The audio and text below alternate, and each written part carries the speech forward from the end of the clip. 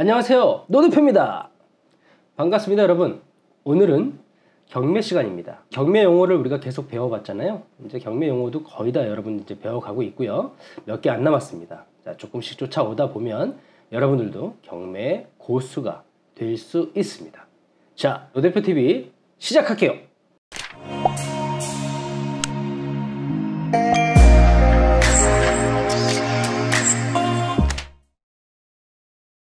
아직까지 감기가 좀 낫지 않아서 계속 좀 목 컨디션이 안 좋은데 여러분 그래도 잘 들어주시길 바라겠습니다. 여러분도 감기 조심하시고요. 여러분 건강이 제일 중요합니다. 열심히 일하려면 건강해야 돼요. 오늘 첫 번째 경매 용어는 차순위 매수 신고입니다. 이 차순위 매수 신고가 무엇이냐면 일단 매각 절차를 신속하게 끝내려고 하는 거예요. 여러분 경매는 굉장히 시간이 오래 걸려요. 이 소송이라는 절차가 그렇게 짧게 끝나지 않습니다. 법이라는 게 그래요. 그래서 보통 짧게는 뭐 10개월, 길게는 뭐 1년 6개월, 2년도 걸릴 수도 있습니다.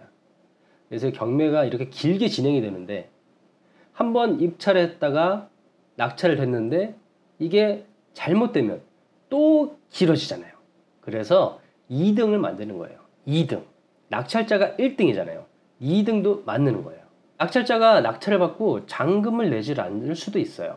뭐 그런 경우가 많지는 않지만 그러면 다시 재매각 절차가 진행이 되는 겁니다. 그러면 경매 절차가 지연되잖아요. 이 매각 입찰 당일날 매각 기일에 낙찰자만 정하지 말고 차순위 매수 신고인 그러니까 2등을 정하면 낙찰자가 잔금을 안 냈을 경우에 이 2등이 낙찰을 받는 거예요. 그럼 훨씬 빨리 끝나잖아요. 재매각을 할 필요 없이요. 그죠? 그러면 이 차순위 매수 신고는 아무나 할 수 있습니까? 당연히 아무나 할 수는 없죠. 낙찰가에서 입찰 보증금을 뺀 금액을 초과하는 자만 차순위 매수 신고인이 될 수 있습니다. 이게 다른 경매서적이나 이런 데를 보면 낙찰가에서 입찰 보증금을 뺀 금액 이상이면 차순위 매수 신고인이 된다고 하신 분들도 계신데 민사집행법에 보시면 이상은 아니고요. 초과여야지만 차순위 매수 신고인이 될 수가 있습니다. 예를 들어 최저 매각 가격이 2억 원이고 낙찰가가 3억이라고 하면은 3억 빼기 입찰 보증금이 2천만 원이잖아요. 10%니까 3억 빼기 2천만 원 그럼 2억 8천만 원이잖아요. 이때 2억 8천만 원 이 금액을 초과해서 입찰한 사람이 차순위 매수 신고가가 될 수 있는 겁니다. 즉 2억 8천만 원에 입찰한 사람이 아니라 2억 8천만 원에서 1원이라도 이상 높게 입찰한 사람이 차순위 매수 신고인이 되는 겁니다. 차순위 매수 신고를 한 사람이 2사람 이상이 된다면 그 중에 높은 가격을 입찰한 사람이 차순위 매수 신고인이 되는 겁니다. 하지만 실제로 실무에서는 이 차순위 매수 신고인이 많지 않아요. 왜냐하면 차순위 매수 신고를 하게 되면은 낙찰자가 잔금을 납부할 때까지 보증금을 찾을 수가 없습니다. 그렇기 때문에 특별한 이유가 있지 않고서는 차순위 매수 신고를 많이 하지 않습니다. 자, 여러분 차순위 매수 신고인 오늘 완벽하게 이해하셨죠? 두 번째는 공유자 우선 매수 신고입니다. 이게 무슨 말일까요? 공유자니까 당연히 뭔가 공유 지분을 갖고 있는 사람 것 같잖아요. 부동산을 혼자 소유하는 걸 단독 소유라고 해요. 하지만 저희 집도 마찬가지 부부 공동 소유인데 저와 저희 와이프가 저희 집을 공동으로 소유를 하고 있습니다. 그런데 공유 지분 중 일부만 경매가 나온 거예요. 그렇다 그러면 먼저 공유자에게 공유자 우선 매수 신청권을 인정해 주는 겁니다. 한 집인데 반쪽만 경매가 나왔어요. 그럼 이 나머지 반쪽도 제 역할을 할 수가 없게 되잖아요.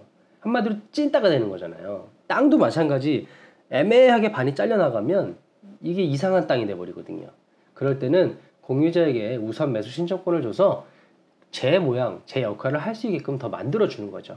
그래야 또 땅의 가치도 살아날 수 있고요. 그래서 공유자 우선 매수 신청을 하게 되면 만약에 유찰이 됐을 경우에는 그때 최저 매각 가격에 낙찰을 받게 되는 거고요. 만약에 제3자가 낙찰을 받았다면 그때 공유자 우선 매수 신청을 했다면 그 낙찰 가격에 매수하게 되는 겁니다. 그러니까 만약에 최저 매각 가격이 4억인데 유찰이 됐다면 공유자 우선 매수 신고를 했다면 4억에 낙찰을 받는 거고요. 제3자가 5억에 낙찰을 받았다면 그때 공유자 우선 매수 신청을 했다면 5억에 매수를 하게 되는 겁니다. 이때 공유자는 실제로 입찰에 참여해서 입찰 보증금 넣고 이렇게 하는 건 아니에요. 그리고 여기서 팁을 하나 말씀드리면 차순위 매수 신고와 공유자 우선 매수 신고는 반드시 그 사건의 매각이 종료되기 전에 해야 됩니다. 그 사건의 매각이 종료되기 전이라는 게 무슨 말이냐면 개찰시 집행관이 뭐뭐뭐뭐 누가 낙찰되었습니다. 이 사건의 매각을 종료하겠습니다. 하기 전까지를 말하는 거예요. 그 전에 차순위 매수 신고하겠습니다 하고 의사를 표현해야 됩니다. 꼭 알고 계셔야 돼요, 여러분. 자, 다음으로는 농지 취득 자격 증명원입니다. 여러분 많이 들어보셨을까요?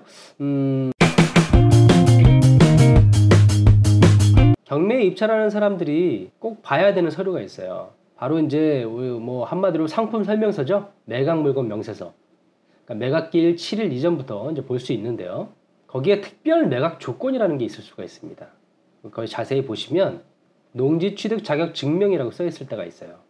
이것은 무슨 얘기냐면 경매로 농지를 낙찰받은 사람은 이 농지 취득 자격 증명원을 제출을 해야 됩니다. 언제까지요? 매각 결정 기일까지 꼭 제출하셔야 돼요. 대략 농지 취득 자격 증명원은 발급일이 한 2일에서 4일 정도 걸립니다. 잘 계산하셔서 입찰 전에 미리 신청하셔도 되고요. 그리고 낙찰 받고 바로 신청하셔서 매각 결정 기일 전까지는 꼭 제출을 하셔야 됩니다. 농지는 여러분 잘 아시죠? 전, 답, 과. 그러니까 전은 이제 밭이고요. 답은 논이잖아요. 과는 당연히 과수원이고요. 이것이 바로 농지니까 농지는 또 아무나 매수하거나 낙찰받을 수는 없어요. 일단 법인은 안 된다고 보시면 되고요.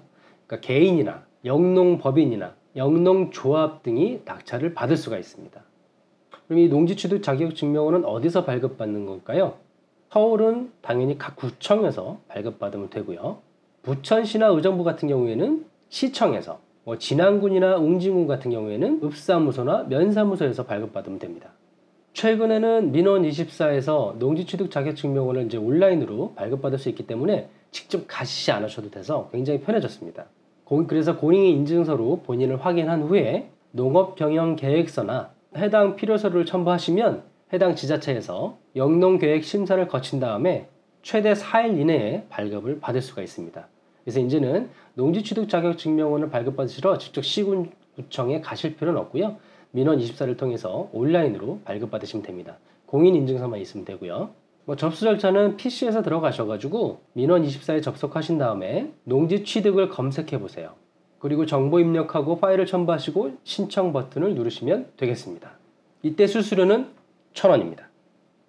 그리고 만약 농지취득 자격증명원을 매각 결정 기일까지 제출하지 못하면 매각은 불허가가 되고요.